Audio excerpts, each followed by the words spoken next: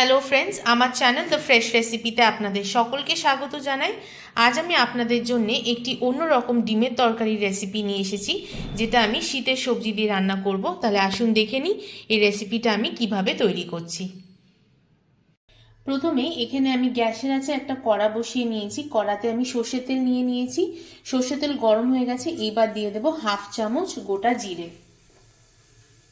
দিয়ে দেওয়ার পর আরেক পাশে দিয়ে দেবো কুচনো পেঁয়াজ। এখানে আমি একটা মিডিয়াম সাইজের পেঁয়াজ এভাবে করে কুচিয়ে নিয়েছি। এইবার পেঁয়াজটাকে আমি হালকা গোল্ডেন ব্রাউন করে ভেজে নেব। পেঁয়াজটা দেখুন এখানে আমি গোল্ডেন ব্রাউন করে ভেজে নিয়েছি। এবার আমি এতে টমেটো দিয়ে দেবো। এখানে আমি একটা মিডিয়াম সাইজের টমেটো এইভাবে করে কেটে নিয়েছি।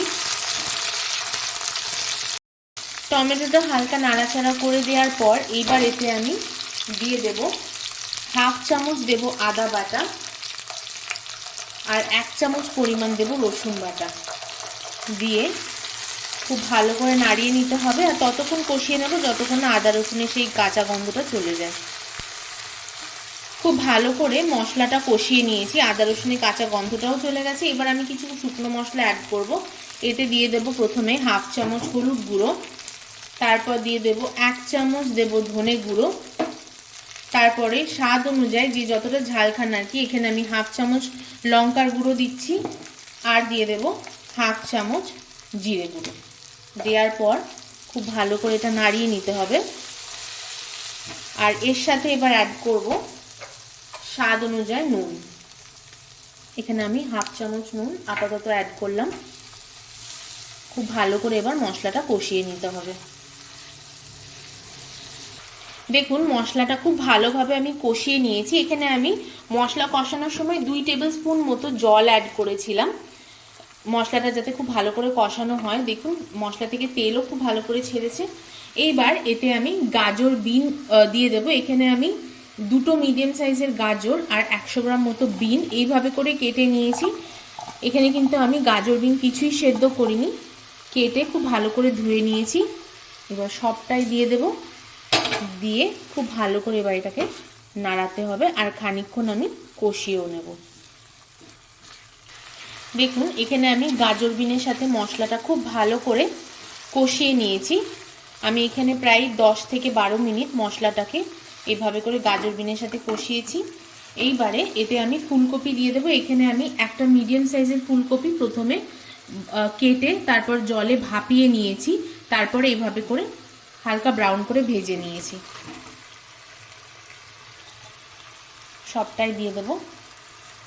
ফুলকপি ভাপানোর পদ্ধতিটা কিন্তু আমার চ্যানেলে অলরেডি দেওয়া আছে, আপনারা কিন্তু চেক করে নিতে পারেন। আমি ডিসক্রিপশন বক্সে লিঙ্ক দিয়ে দেবো। এবারে খুব ভালো করে এটাকে মিক্স করে নিতে হবে। ফুলকপির সাথে খুব ভালো করে মিক্স করা হয়ে গেছে। এবার এতে আমি গ্রেভির জন্য জল দেব। এখানে আমি প্রায় 1.5 কাপ পরিমাণ জল দিলাম। এবার আমি গ্রেভিটা ফুটতে দেব।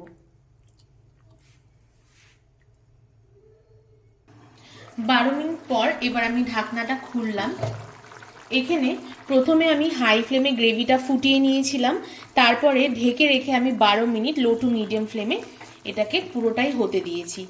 এবার খুব ভালো করে প্রত্যেকটা সবজি সেদ্ধ হয়ে গেছে। এবার আমি ভেজে রাখা ডিমগুলো দিয়ে দেবো।